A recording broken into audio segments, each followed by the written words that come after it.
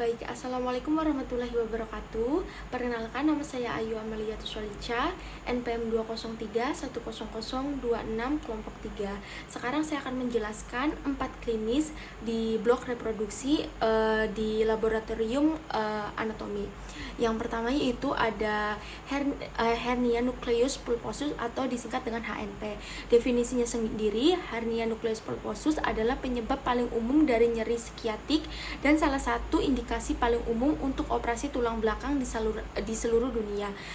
Penyakit hernia nucleus pulposus atau HNP adalah penyakit yang terjadi ketika bantalan ruas tulang belakang bergeser dan menekam saraf tulang belakang. HNP juga dikenal dengan istilah saraf kejepit.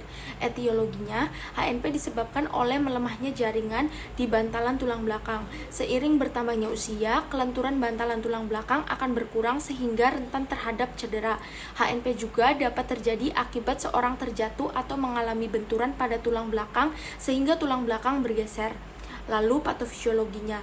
Patofisiologi terjadinya hernia nucleus pulposus atau HNP adalah terjadinya proses degeneratif atau trauma yang menyebabkan keluarnya nukleus pulposus dari diskus melalui robekan anulus fibrosus. Perubahan-perubahan tersebut adalah modifikasi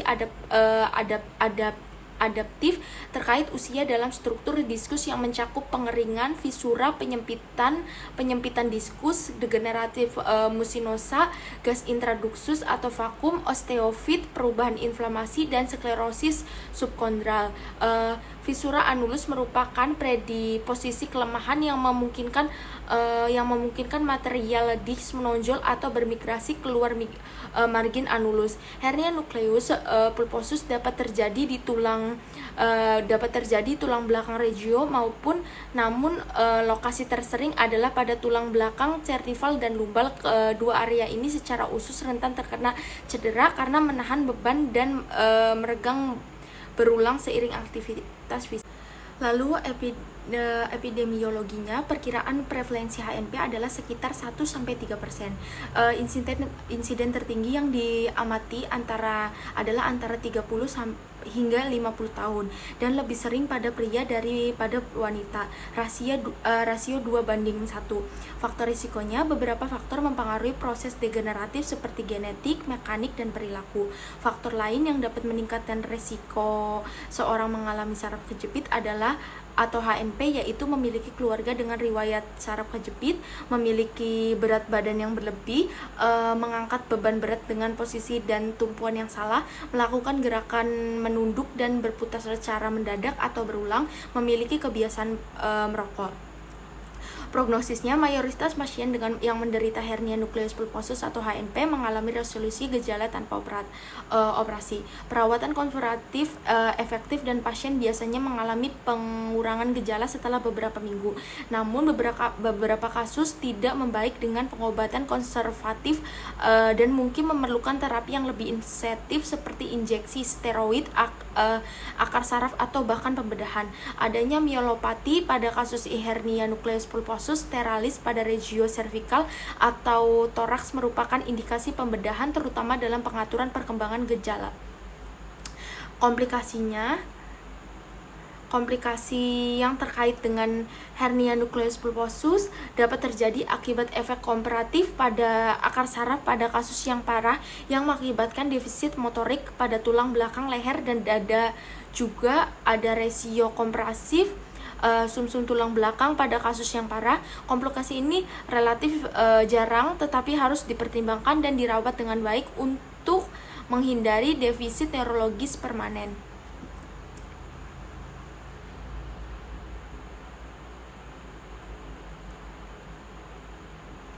Penata laksanaan terapi hernia nucleus pulposus meliputi yang pertama, perawatan konservatif.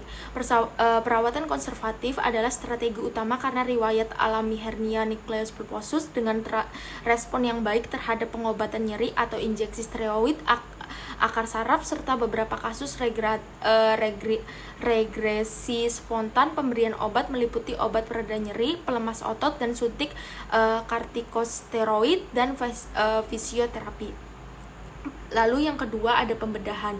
Beberapa pasien tidak akan mendapat manfaat dari perawatan konservatif dan akan memerlukan pembedahan untuk dekompresi saraf yang terlibat. Dokter ortopedi akan melakukan operasi tulang belakang. Indikasi bedah klasik adalah defisit motorik, sindrom cauda equina, dan nyeri persisten setelah pengobatan konservatif.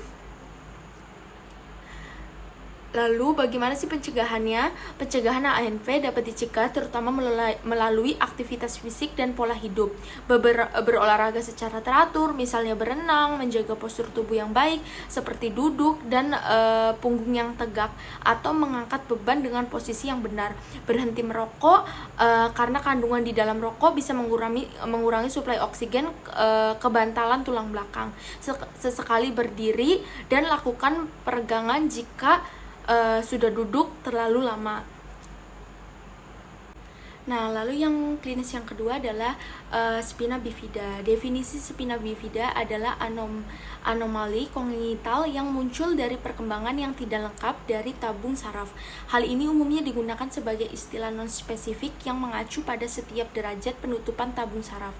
Spina bifida merupakan cacat lahir ketika sumsum tulang belakang bayi gagal berkembang dengan baik.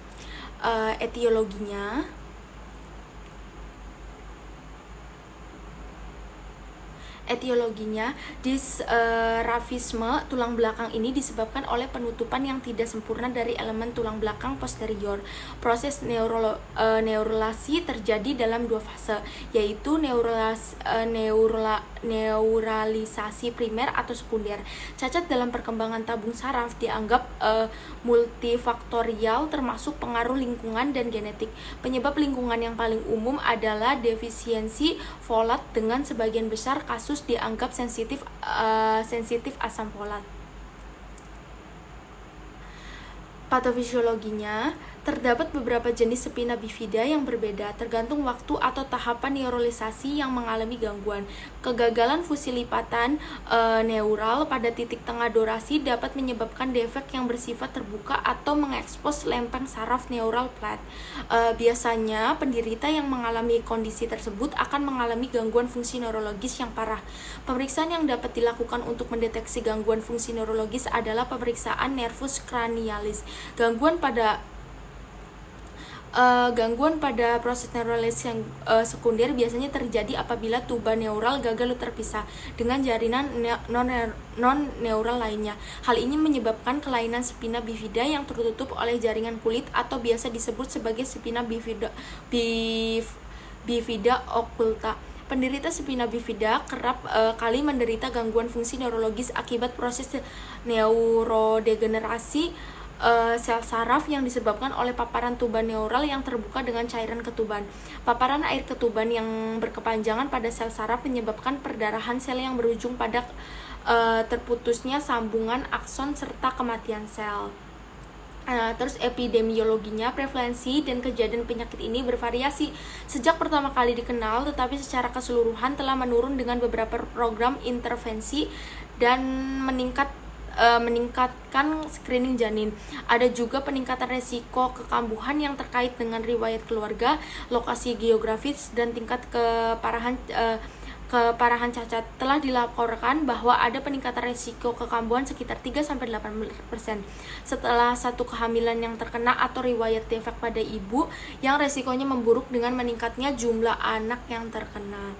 Lalu faktor resikonya apa? Faktor resikonya yang pasti 1, keturunan, mengkonsumsi obat-obatan berlebihan, 3, mengidap diabetes, lalu kondisi ibu hamil yang tidak sehat, lalu kekurangan asupan asam folat. Komplikasinya dari ini apa sih? Yaitu gagal ginjal akut atau urosepsi, lalu skoliosis, hidromilia, alergi lateks. Lalu prognosisnya, secara keseluruhan prognosis sebagian besar tergantung pada adanya hidrosefalus, defek dan keparahan ciari, tingkat malformasi. Penata laksanaannya seperti apa? Penata laksananya operasi menjadi pilihan utama untuk menangani spina bifida. Perawatan lanjutan pasca operasi biasanya juga dibutuhkan oleh pasien spina bifida, meliputi pembedahan untuk mengembalikan kaki, pinggul, atau tulang belakang ke posisi yang seharusnya, terapi untuk membantu pasien beradaptasi dengan kehidupan sehari-hari, penggunaan alat bantu gerak, penanganan gangguan pada saluran kemih dan saluran pencernaan baik dengan obat-obatan atau operasi. Operasi saraf tulang belakang untuk menguraikan ujung saraf tulang belakang yang terlilit di area tulang belakang.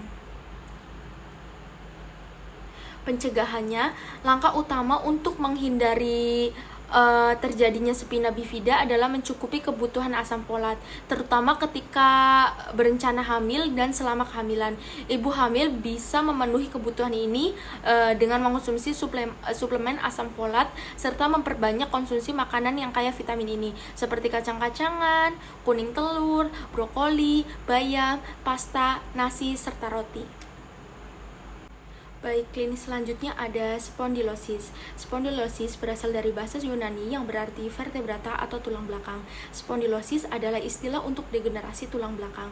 Spondilosis lumbalis dapat diartikan sebagai perubahan pada sendi tulang belakang dengan ciri khas bertambahnya degenerasi diskus invertebralis yang diikuti perubahan pada tulang dan jaringan lunak, atau dapat berarti pertumbuhan berlebihan dari tulang osteofit.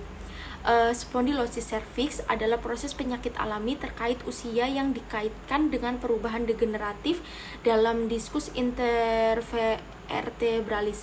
Ini paling sering muncul sebagai nyeri leher. Etiologinya, semakin bertambahnya usia, tulang ligamen pada tulang belakang melemah, menyebabkan taji tulang osteoartritis. Piringan invertebrata mengalami degenerasi dan melemah, menyebabkan hernia dan penonjolan pada piringan. Akibatnya, seorang dapat mengalami beberapa gejala spondilosis. Kebanyakan penelitian menyatakan tidak ada hubungan dengan gaya hidup, tinggi badan, berat badan, massa tubuh, aktivitas fisik, merokok, dan konsumsi alkohol atau riwayat reproduksi. Efek dari aktivitas fisik yang berat masih kontroversial, sebagaimana diduga berhubungan dengan degenerasi diskus. Lalu, patofisiologinya, bila usia bertambah, maka akan terjadi perubahan degenerasi pada tulang belakang yang terdiri dari dehidrasi dan kolaps nukleus pulposus serta penonjolan ke semua arah dari anulus fibrosus.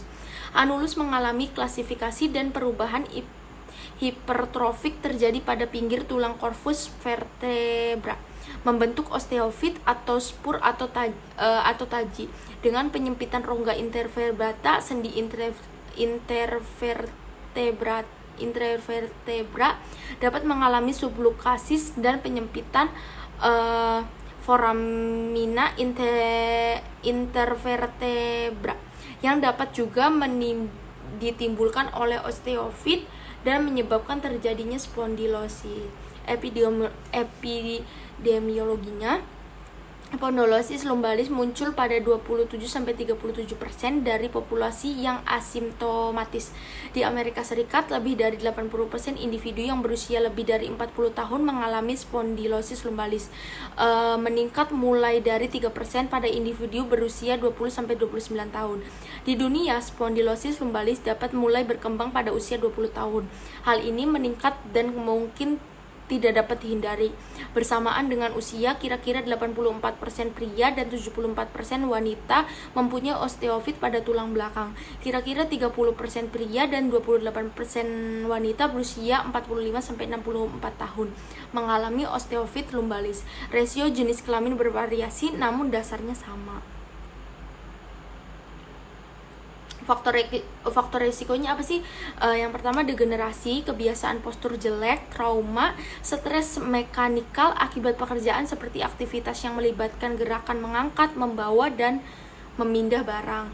Penata laksanaannya, strategi pengobatan untuk spondilosis serviks tergantung pada tingkat keparahan tanda dan gejala pasien. Perawatan non-bedah yang utama adalah terapi fisik selama 4 hingga 6 minggu, termasuk latihan isometrik dan resistensi untuk memperkuat otot leher dan punggung atas. Agen farmakologis termasuk obat antiinflamasi, non-steroid, NSAID, steroid oral, relaksan otot, antikonvulsan, dan antidepresan dapat diresepkan untuk menghilangkan rasa sakit. Terapi membedah diindikasikan jika terapi konservatif gagal dan adanya gejala permanen, khususnya defisit motorik. Pembedahan tidak dianjurkan pada keadaan tanpa komplikasi. Prosedur operasi yang dapat dilakukan antara lain operasi dekompresi, operasi stabilisasi segmen gerak yang tidak stabil, dan kombinasi keduanya. Pengobatan yang tersedia termasuk dalam beberapa kategori: obat-obatan, perawatan diri, latihan terapi fisik, prosedur invasif minimal seperti suntikan, dan pembedahan. Komplikasinya, kecacatan, hilang fungsi otot atau mati rasa, kuda equina syndrome, spinal stenosis, gangguan keseimbangan, tidak mampu menahan BAB atau BAK, nyeri punggung bawah, nyeri pertengahan punggung, dan nyeri leher. Prognosisnya, spondilosis merupakan penyakit degeneratif tulang belakang, di mana hal ini sulit untuk diketahui perkembangannya.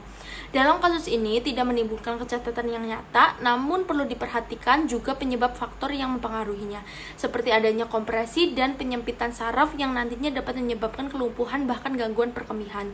Pada pasien yang sudah mengalami degeneratif pada lumbalnya, namun sudah tidak merasakan adanya nyeri pada daerah punggung bawah dalam waktu 1 minggu, maka kondisi pasien akan membaik dalam waktu 3 bulan. Pencegahannya, setiap individu dapat menerima pelatihan tentang cara untuk mencegah serangan awal spondilosis, termasuk mempertahankan kekuatan dan fleksibilitas leher yang baik, menjalani gaya hidup aktif dan sehat, dan mencegah cedera leher, misalnya ergonomi yang baik, menghindari ekstensi leher yang berkepanjangan, peralatan yang tepat untuk kontak, olahraga, teknik penanganan yang aman, dan penggunaan sabuk pengaman di mobil. Pasien juga harus memahami risiko dan manfaat dari pilihan perawatan bedah dan non-bedah. Baik, selanjutnya itu klinis terakhir tentang spondylolisthesis. Spondylolisthesis adalah kondisi tulang belakang yang salah satu ruasnya bergeser ke depan atau belakang dari ruas di bawahnya. Spondylolisthesis dapat menyebabkan kelainan struktur tulang belakang, penekanan pada nerve roots, dan kerusakan pada facet joints. Hal ini jarang terjadi pada pasien dengan usia di bawah 50 tahun. Etiologinya yaitu degeneratif, ischemic, traumatik, displastik, dan patologis. Patofisiologinya, setiap progres yang dapat melemahkan penyangga, menjaga tubuh vertebral sejajar dapat memungkinkan spondylolisthesis terjadi. Ketika satu vertebrata bergerak relatif terhadap vertebrata yang berdekatan, nyeri lokal dapat terjadi dari gerakan mekanis atau nyeri radikuler atau myolepatik, dapat terjadi karena kompresi dari akar saraf atau sumsum tulang belakang yang keluar masing-masing pasien. Anak-anak lebih mungkin untuk meningkat tingkat spondylolisthesis saat melewati masa pubertas. Pasien yang lebih tua dengan spondylolisthesis tingkat 1 atau 2 yang lebih rendah cenderung tidak berkembang ke tingkat yang lebih tinggi dari waktu ke waktu. Epidemiologinya, spondylolisthesis degeneratif terutama terjadi pada seorang dewasa yang lebih sering terjadi pada wanita daripada pria. Spondylolisthesis ischemic lebih sering terjadi pada populasi remaja dan dewasa muda, tetapi mungkin tidak dikenali sampai gejala lebih gejala lebih tinggi dari spondylolistesis ismik pada laki-laki. Spondylolistesis displastik lebih sering terjadi pada populasi anak-anak, dengan wanita lebih sering terkena daripada pria. Perkiraan prevalensi saat ini adalah 6 hingga 7% untuk spondylolistesis ismik pada usia 18 tahun dan hingga 18% pasien dewasa yang menjalani MRI tulang belakang lumbar. Spondylolistesis paling sering terjadi pada tulang belakang lumbar bagian bawah, tetapi juga dapat terjadi pada tulang belakang leher dan jarang kecuali trauma pada tulang belakang toraks. Faktor risikanya penderita spondylolisis, penderita artristik ataupun rheumatoid arthritis, wanita berusia di atas 50 tahun, riwayat kelainan kongnital seperti spina bifida occulta, penderita spine curvature disorder seperti skoliosis, cedera vertebra yang terjadi secara berulang dan struktur vertebra, riwayat infeksi tulang seperti spondilitis, tuberkulosis, riwayat penyakit spondylitosis pada keluarga, riwayat operasi pengangkatan elemen posterior pada pars intravascularis atau prosedur laminektomi. Penata laksanaannya untuk spondylolisthesis derajat 1 dan 2, pengobatan biasanya dimulai dengan terapi konservatif sekitar 10% hingga 15%. Pasien yang lebih muda dengan spondylolisthesis derajat rendah akan gagal dalam pengobatan konservatif dan membutuhkan perawatan bedah. Perawatan bedah mencakup berbagai kombinasi dekompresi, fusi dan atau tanpa instrumentasi atau fusi intrabody.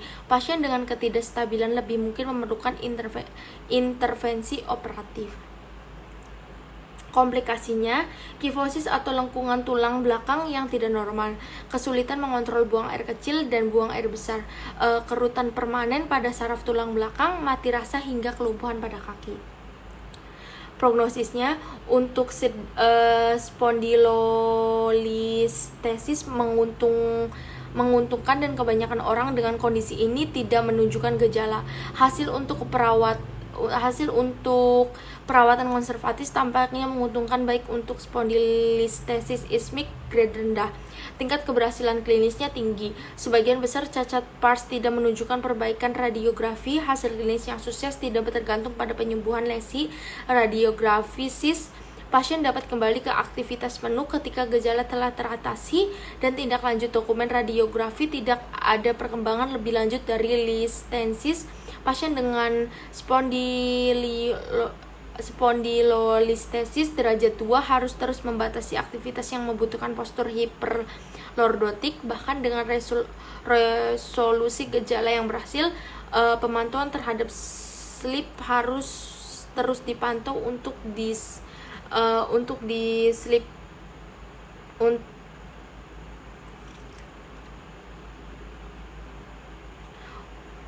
depresi setiap tahun.